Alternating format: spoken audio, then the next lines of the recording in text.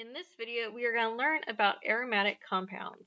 This is part of our learning objective to describe the bonding in benzene and what differentiates an aromatic compound from an alkene.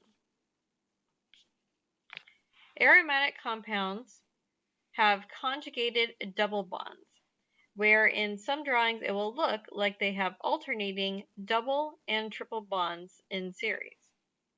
As far as you're concerned in Chem 3B, the only aromatic compound is benzene.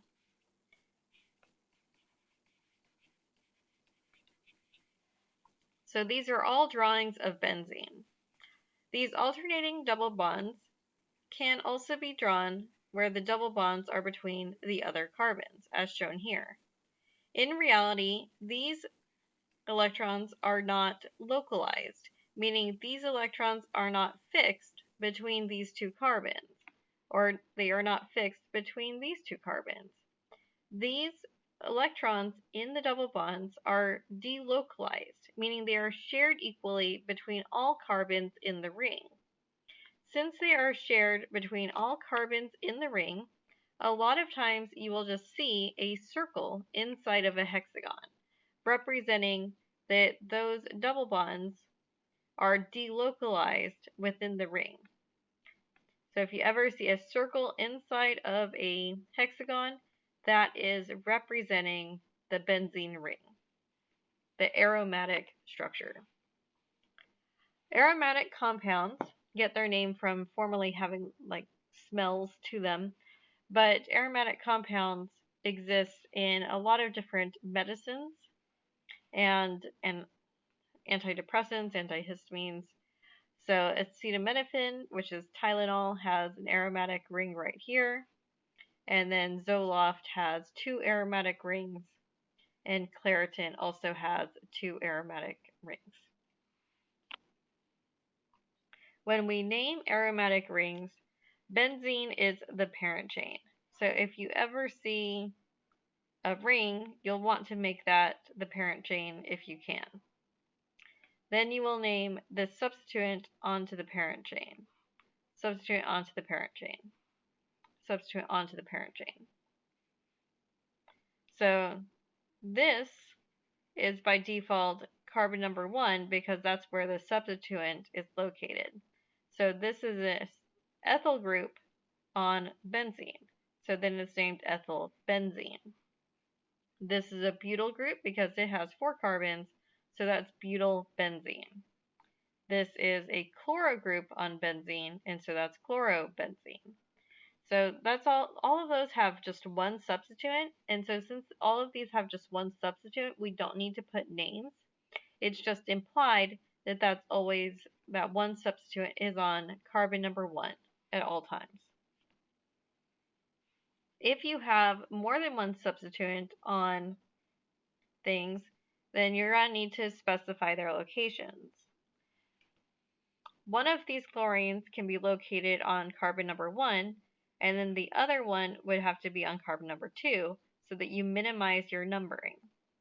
Since these are on adjacent carbons, this is also called ortho.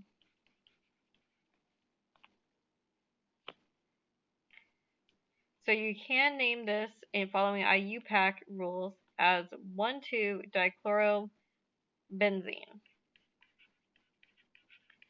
So you'll see here that we did merge the 2 chloros together, so it's dichloro. But we've seen that before when we had more than one substituent that's the same. Since it's ortho, ortho can also be abbreviated with an O. These are more of the common nomenclature style, and the numbering is for IUPAC. I was taught the ortho metapara nomenclature, and so I do refer to that sometimes when talking. This is meta, where they are in the 1,3 locations. Again, numbering around the ring in order to minimize numbering.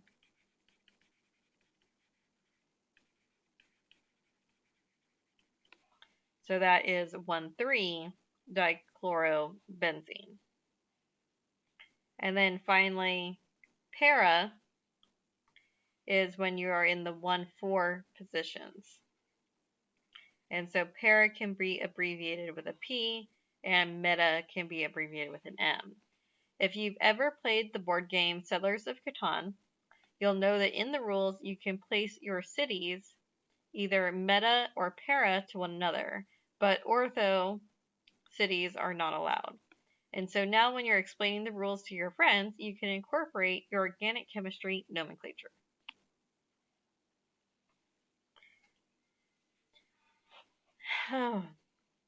There are some common names that have infiltrated into IUPAC, and that's these. So if you have a methylbenzene, that's also known as toluene, or an alcohol group on a benzene, that's known as a phenol, an amine attached to a phenol, that's aniline, benzaldehyde, and benzoic acid. We will be introducing all of these throughout the semester, but right now the one you need to care about is this one. This will be in the following chapter. That will be when we cover amines. This one will be when we cover aldehydes, and that's when we cover carboxylic acids. You should know these though because they are used as roots in IUPAC nomenclature. So if you were going to number this molecule, what set of numbers would you pick? Go ahead and pause the video and analyze your answer choices. Unpause the video when you are ready to continue. Okay, so we have various different choices. We could do 1, 2, 3, 4. So we could have 1, 3, 4. We could have 1, 2, 3, 4, 5. We could have 1, 2, 3, 4.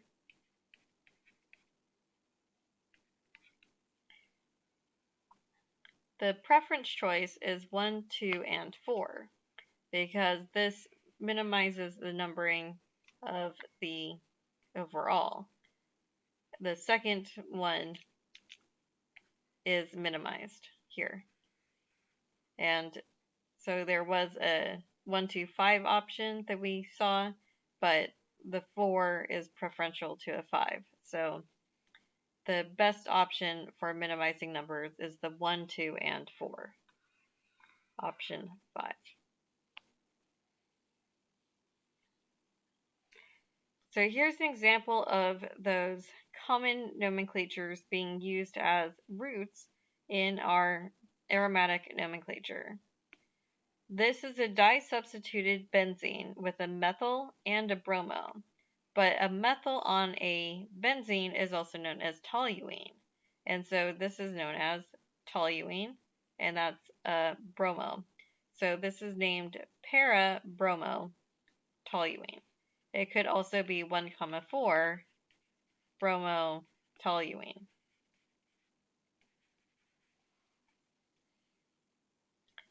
A benzene ring with an alcohol group on it is known as phenol. And so that's assumed to be carbon number 1 because that's part of the chain here. And so the chloro is on carbon number 2.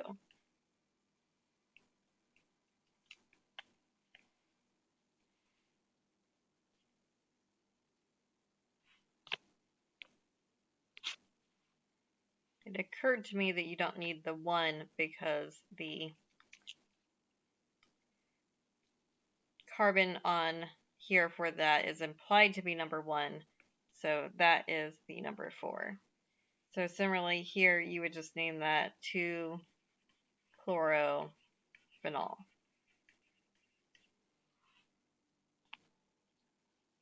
Go ahead and try to name these two compounds. Pause the video, and when you're ready to check your work, you may unpause the video. Okay, let's go over this.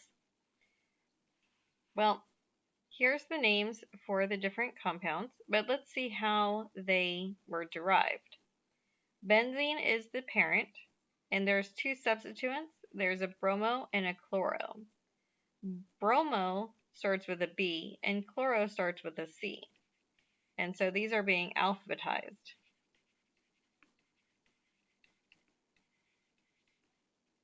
Since they're being alphabetized, that implies that the bromo is number 1 and the chloro is number 2. So you could also name this 1-bromo 2-chloro benzene.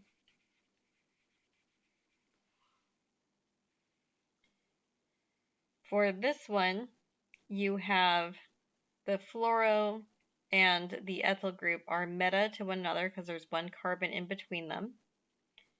The ethyl comes before the F in the alphabet, and so that ethyl is going to be listed first in the chemical formula. And that one would be assigned number 1 since it's coming first. And so that could also be 1-ethyl 3-fluoro benzene.